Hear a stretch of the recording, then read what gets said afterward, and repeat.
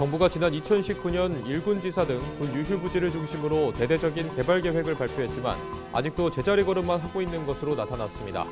지역에서는 하루빨리 사업 추진에 나설 것과 함께 모든 군 유휴부지를 자유롭게 활용해야 한다는 주장이 제기됐습니다. 춘천과 원주, 강릉 권역을 중심으로 연구개발특구로 지정되면서 각종 세제 혜택과 정부의 재정 지원이 진행됩니다. 강원자치도는 이들 권역을 중심으로 3대 특화 산업을 집중 육성할 계획입니다.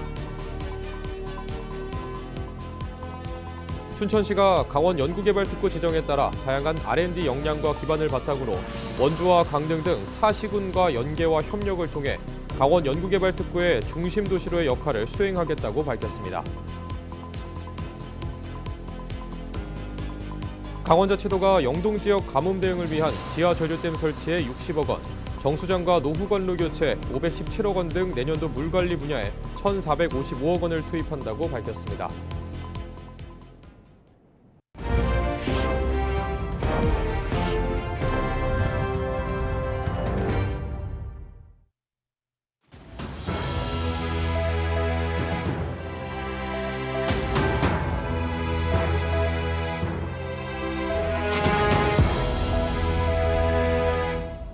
시청자 여러분 안녕하십니까? 헬로티비 뉴스입니다.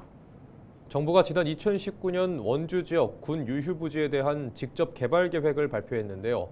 원주 구도심권과 반곡동에 주택과 상업시설, 학교, 공원 등을 조성하겠다고 발표했지만 아직도 감감무소식입니다. 일각에서는 원주시 전역에 분포된 군 유휴부지에 대한 개발이 신속하게 이뤄져야 한다고 지적하고 있습니다. 박건상 기자의 보도입니다. 정부가 원주 일군지사 부지 활용 계획을 첫 공식 발표한 건데요. 기획재정부는 이 일대를 대상으로 한 원주권 군부지 개발 사업 계획을 확정하고 2028년까지 완료할 방침이라고 밝혔습니다. 당시 기재부의 발표대로라면 지금쯤 사라져야 할 담벼락들입니다. 반곡동 예비군 훈련장 부지와 일군수 지연사령부 부지 등인데 담벼락들은 아직도 흉물스럽게 남아 있습니다. 당시 기재부가 개발을 예고했던 부지는 이곳 일군지사와 반곡동 예비군 훈련장, 옛 국군병원 등 120만 제곱미터, 축구장 170개 면적에 달했습니다. 지난 2019년 국방개혁 2.0에 따라 발생하는 유휴 군부지를 대상으로 정부가 직접 나서 개발하는 첫 사업으로 원주시는 군 유휴부지 활용이라는 큰 고민을 덜게 됐었습니다. 하지만 현실은 지금도 제자리 걸음입니다. 당시 개발 사업이 알려지면서 인근 주민들의 반발 등으로 인해 LH가 사업을 아직도 추진하지 않고 있기 때문입니다. 지금 현재 LH에서 반곡지구, 학성지구를 포함한 그 군 유휴부지 그 사업성 검토를 좀 하고 있습니다. 이 단계가 끝나면 기재부에 그 예비 타당성 조사를 신청하게 되어 있는데 현재는 LH에서 내부적으로 검토 단계에 있습니다. 검토만 벌써 5년 넘게 진행되고 있습니다. 보다 못한 지역 정치권에서 사업을 촉구하고 나섰습니다. 22일 원주시의회 광문근 부의장은 기자회견을 열고 지난 2019년 확정된 사업을 속도감 있게 추진하는 것은 물론 그 외의 군 유휴부지도 원주시가 자유롭게 개발할 수 있게 해야 한다고 촉구했습니다. 또 당시와는 시대가 변한 만큼 원주시도 은퇴자 마을 조성 등 새로운 대안으로 사업 추진에 나서야 한다고 지적하고 있습니다. 이런 부지에다가 좀 더 테마를 넣어서 예를 들어서 은퇴 도시라든가 이런 은퇴자들을 위한 그 활용이라든가 이런 것들로 해가지고 좀 LH를 설득시킬 수 있는 그러한 방향을 좀 잡아야 된다고 보고 있고요. 현재 원주시 전역에 남아있는 군 유휴부지는 모두 140만 제곱미터가 넘는 것으로 추산되고 있습니다. 특히 상당수 유휴부지가 도심지 내에 있어 원주시 개발에 걸림돌이 되고 있습니다. 원주시는 일단 공영주차장 조성 등으로 부지를 확보하고 있지만 근본적인 대안 마련이 필요하다는 지적입니다. 헬로티비 뉴스 박건상입니다. 강원특별자치도가 광역연구개발특구로 지정됐습니다. 연구개발특구로 지정되면 각종 세제 혜택과 정부의 재정 지원 등이 주어지는데요. 강원도는 춘천과 원주, 강릉 3개 권역을 중심으로 3대 특화 산업을 집중 육성할 계획입니다. 정승환 기자입니다. 과기부가 강원특별자치도를 국내 6번째 연구개발특구로 지정했습니다. 2015년 전북 지정 이후 10년 만에 신규 지정입니다. 구체적으로는 춘천과 원주, 강릉 등 3개 지역에 11.7제곱킬로미터가 특구로 지정됐습니다. 지역별로는 춘천은 바이오 신소재, 원주는 디지털 헬스케어, 강릉은 반도체 소재 부품 산업을 집중 육성합니다. 강원자치도는 지역 중심으로 특화 산업을 육성하되 지역과 산업 간 연계를 강화해 효과를 극대화해 나갈 계획입니다. 춘천은 바이오 신소재, 원주는 디지털 헬스케어, 강릉은 반도체 소재 부품 그렇게 딱 하나씩 되어 있습니다. 그런데 그거는 하나의 권장사항이고 그 사업들은 이 붉은색으로 표시된 강원도의 전 지역에서 어느 사업이든 할 수가 있는 겁니다. 이번 연구개발특구 지정은 강원특별법 특례 덕분에 가능했습니다. 강원도는 그동안 특구 지정 요건을 갖추지 못해 난항을 겪었습니다. 연구개발특구 지정 요건에 따르면 해당 지역에는 국책연구기관이나 그 분원이 3곳 이상 있어야 합니다. 이런 가운데 강원특별법 특례로 국책연구기관 기준을 2곳으로 완화하고 춘천, 원주, 강릉 3개 도시를 아우른 연합특구 모델을 제시함으로써 요건을 충족할 수 있게 됐습니다. 3개 도시 중 국책연구기관이 2곳 이상 있는 곳은 강릉시 뿐입니다. 각 지자체는 특구 내 각종 세제 혜택과 정부 재정 지원 등이 주어지는 만큼 지역 내 기업 유치와 산업 육성에 탄력이 붙을 걸로 기대하고 있습니다. 강원 연구개발특구는 매년 100억 원 규모의 예산을 바탕으로 대학과 정부 출연 연구기관의 성과를 사업화하고 지역의 혁신 역량을 하나로 모으는 역할을 하게 됩니다. 기술 사업화 촉진, 연구개발 역량 강화, 인프라 구축 등이 핵심 과제로 추진될 것입니다. 강원도는 이번 특구 지정을 통해 2030년까지 약 500개 이상의 관련 기업을 유치하고 7,800명의 고용 효과를 창출하겠다는 계획입니다.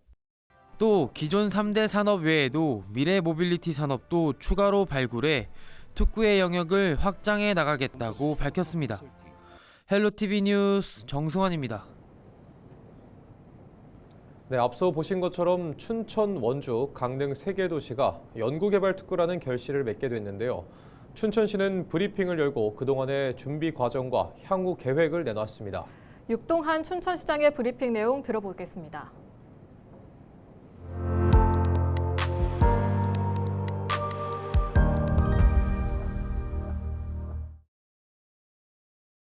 대전, 광주, 대구, 부산, 전북에 이어 강원 연구개발특구는 대한민국 6번째 연구개발특구입니다.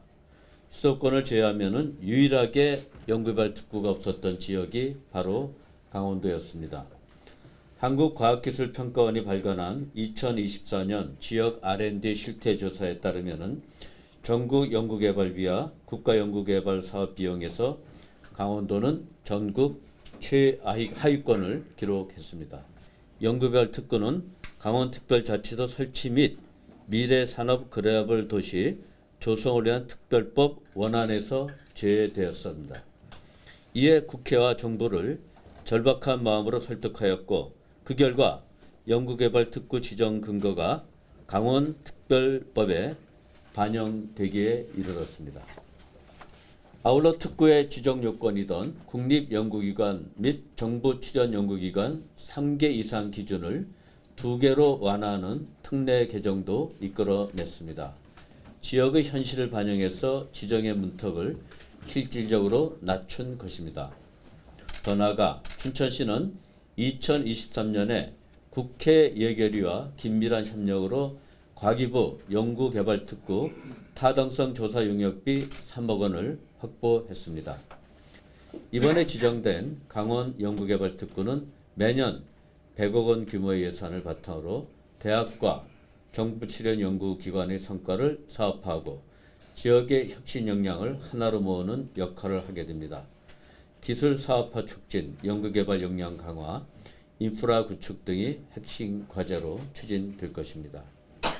시민 여러분, 그리고 언론인 여러분, 앞으로 춘천은 이러한 다양한 R&D 역량과 기반을 바탕으로 원주, 강릉 등 타 시군과 연계하고 협력하여 강원 연구개발특구의 중심 도시로서의 역할을 잘 수행해 나가도록 하겠습니다. 강원특별자치도는 내년도 물관리 분야에 1,455억 원을 투입한다고 밝혔습니다. 영동 지역 가뭄 대응에는 지하 저류 설치에 60억 원, 해수 담수화 타당성 조사 3억 원, 정수장과 노후관로 교체 개량에 517억 원을 투입합니다.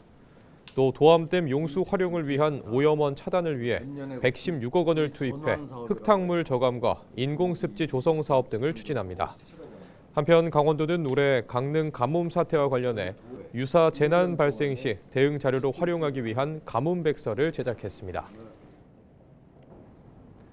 1980년 사북 사건의 진실을 다룬 영화 1980 사북 원주 상영회가 시민들의 뜨거운 관심 속에 열렸습니다. 상영관이 만석을 넘어 복도까지 관객이 들어찼고 당시 군사재판을 맡았던 전직 재판관이 영화를 본 뒤 공개 사과에 나서 의미를 더했습니다. 이다혜 기자입니다. 관객들이 몰리며 좌석은 일찌감치 동이 났습니다. 자리를 구하지 못한 관객들은 복도에 앉거나 서서 영화를 지켜봤습니다. 1980년 사북 사건을 다룬 영화 1980 사북 원주 상영회가 지난 19일 열렸습니다. 영화가 끝난 뒤 당시 사북 항쟁을 이끌었던 이원갑 고문 피해자가 손편지를 낭독했습니다. 이 씨는 편지를 통해 국가폭력으로 인한 상처가 여전히 현재 진행형이라며 사북 항쟁에 대한 국민적 관심을 호소했습니다. 직장에서 열심히 단을 캐면은 잘 살 줄 알았습니다. 그러나 그것은 오늘 영화에서 보신 것처럼 허망한 꿈이었습니다. 이날 상영회에는 당시 계엄하에서 광부들의 사북항쟁 관련 군사재판을 맡았던 전직 재판관이 참석해 눈길을 끌었습니다. 임원배 법무사는 당시 일군사령부 보통군법회의 재판관이었습니다. 당시 재판부는 군사재판에 회부된 광부 28명 가운데 22명을 석방하고 나머지 인원에게도 비교적 낮은 형량을 선고했습니다. 임 법무사는 영화를 관람한 뒤 피해자들과 관객들 앞에서 당시 재판부도 국가 권력이 개인에게 가한 고통을 충분히 알지 못했다며 사과와 위로의 말을 전했습니다. 제가 이 사북 사건을